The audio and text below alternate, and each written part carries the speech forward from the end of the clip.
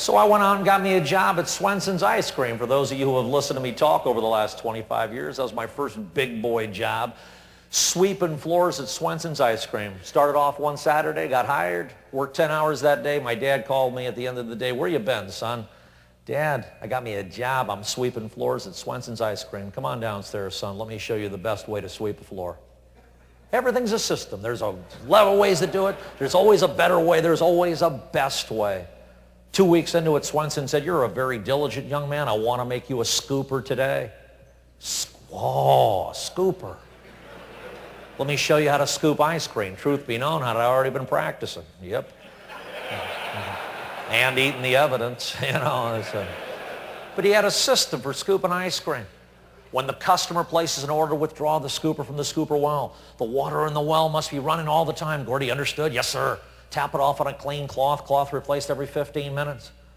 Approach the product the customer desires. Never press down on ice cream. You're pressing out quality. Scoop around, deliver the product, make the change, wash your hands, and then approach the next customer. That was Swenson's system on scooping ice cream. I'll give you a hint if he caught you deviating from the system. If he caught you waiting on a customer without washing your hands first, you got fired.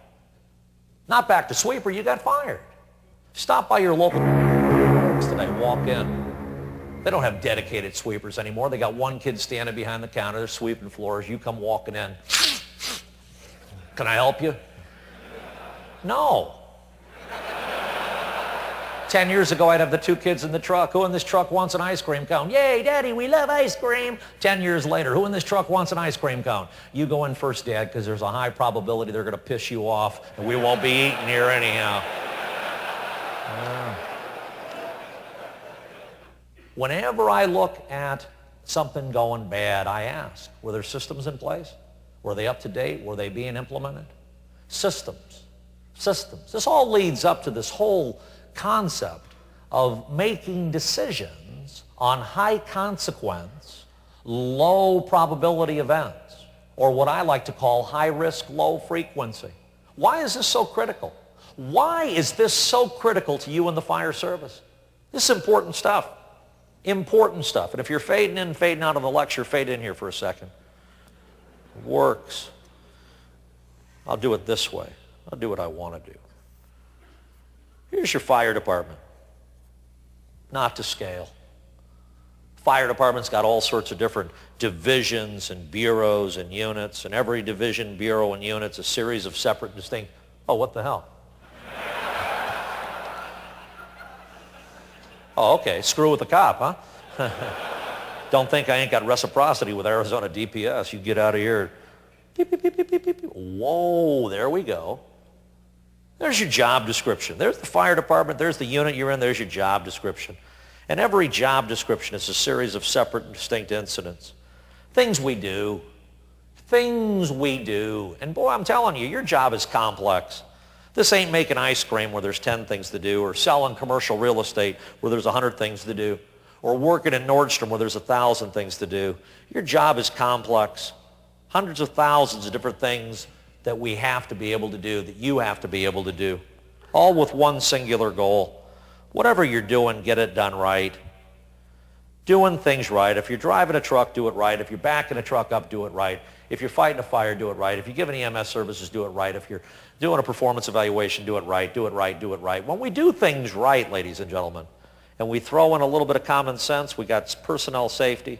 We throw in a little bit of incident documentation, we got the elimination of liability. We throw in a little bit of dignity and respect, we got customer service. Doing things right's the key. And the good news for you is most of what you do ends up going right. Did you ever think about that? Most of what you do, in spite of the extremely complex nature of your job, you end up doing right. My hat's off to you, ladies and gentlemen. In spite of the complex nature of the job, most of what you do right. There's a reason why. Every one of these incidents that you get involved in can be put into one of these 4 boxes. You know, this is important stuff. This is the classic risk frequency analysis. Risk and frequency. By the end of my little talk here today, I want this prominent in your mind. Some things you do in the fire service are what I call high-risk events. Definition, if they don't go right, the consequences in civil court, personal injury, organizational embarrassment are high. Some of what you do are called low-risk events. Definition, if it goes bad, the consequences are low. Some things you do a lot, high frequency. Some things you do rarely, low frequency. The risk frequency analysis. Firefighters get in trouble for two things, folks. Intentional misconduct, that happens, but it's rare. Most of what gets us in trouble, gets you in trouble, are mistakes. Study the consequences. Study the consequences. Mistakes happen. Where do mistakes happen? Very rarely do you end up in trouble on high-frequency events. High-frequency events, things you do all the time, generally don't cause you problems. Why? Because of a wonderful tool known as RPDM, Recognition Prime Decision Making. Recognition Prime Decision Making. And you can read all the books out there that are on neuro-linguistic programming, and my doctor friends out here in the audience hopefully will be able to back me up on this. But there's all sorts of studies about how do we think things through, and a lot of these were done back in the 50s and 60s, and a lot of these studies involve fire departments. And they came up with this concept of RPDM, Recognition Prime Decision Making. Your brain is this massive hard drive loaded with information, billions of gigabytes of data stored in this massive hard drive, and when you get involved in any incident, the brain scans it, beep, beep, beep, beep, beep, beep, beep, beep, looks for a match in the already existing hard drive, finds the match, and automatically directs behavior based on past behavior that ended up with a successful result. That's RPDM. It works. It works. When mistakes occur, folks, they're over here on the low frequency events. And I'm not worried about these, the low risk, low frequency events, because even if they go bad, the consequences are relatively small. Where I get all worked up, folks, where I get all worked up, and where I want you to be getting worked up, as a mom, as a dad, as a chief, as a firefighter, as a union leader, I don't care who you are. Where I want you getting worked up is right here. High risk, low frequency events. High consequence, low probability events. These are the ones that historically and probability-wise have the highest likelihood of ending up downstream in nasty consequences. High risk, low frequency events. It's how JFK Jr. died. Flying at night in the fog with 170 hours of flight time, high risk, low frequency. It's how Boulder PD screwed up the JonBenet Ramsey case. Bad cops? Hell no, those are good cops up there. They got involved in an incident called a child homicide. High risk, low frequency. Who dies fighting wildland fires? Take a look at the numbers, folks. Statistically, probability-wise, you would think that career wildland firefighters, who represent most of the people on the fire ground, would end up being the high numbers. No. It's the municipals, the seasonals, and the volunteers. Bad people? Nope. Good people. Low frequency. Low frequency. And by the way, if the United States Forest Service came to downtown Phoenix to fight a high-rise fire, would they end up getting hurt? Why? Bad people? No, good people. High risk, low frequency. Every place I go, people are bad-mouthing Seattle PD. Every place I go, people are bad-mouthing Seattle. Gordy, is Seattle PD the most screwed up police department in the whole world? No, they're pretty good. Gordy, they butchered the WTO riots. That's because their idiot mayor was not looking at riots through one of these four boxes. Riots for Seattle are right here. High risk, low frequency. That's why they got their ass kicked. High risk, low frequency. At the end of the riots, they had this little anorexic anarchist from PETA waving his little PETA flag around. Yeah, we just kicked Seattle PD's ass. And now we're coming to LA in August for the Democratic National Convention, and we're going to kick LAPD's ass too.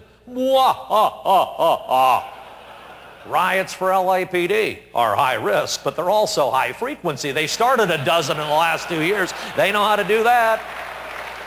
It's all risk and frequency. When you get involved in something like this up here, please, I want you to get this chart indelibly imprinted over your left eye, just like this.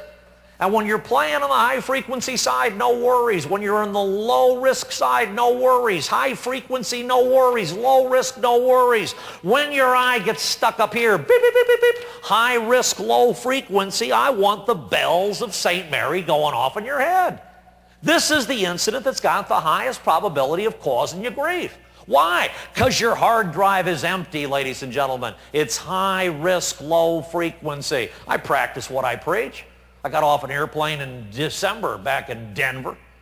Where's my flight to Grand Junction? Sorry, Mr. Graham, all flights to Grand Junction have been canceled. Severe weather in the area. Severe weather, 0 visibility, icing conditions. We see you're a frequent flyer with United. Here's a Hertz rental car voucher. You can drive there.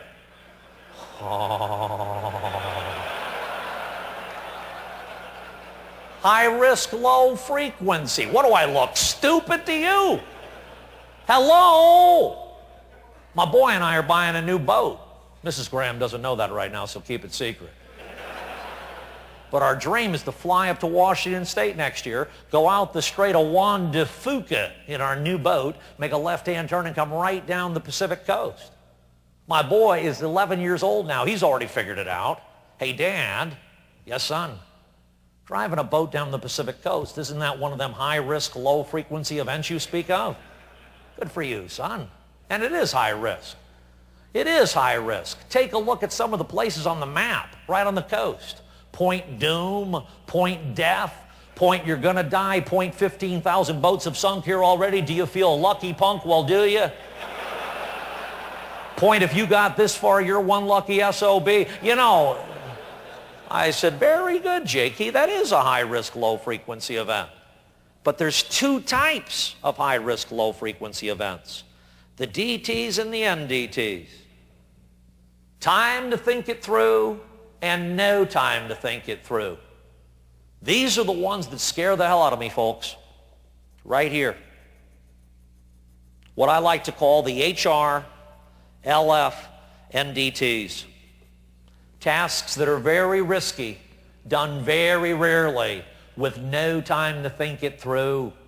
And the bad news for us in public safety in general, and you in the fire service in particular, is that we have a number of these HR, LF, NDTs. High risk, low frequency, no time to think it through. Let me give you some classic risk management, ladies and gentlemen.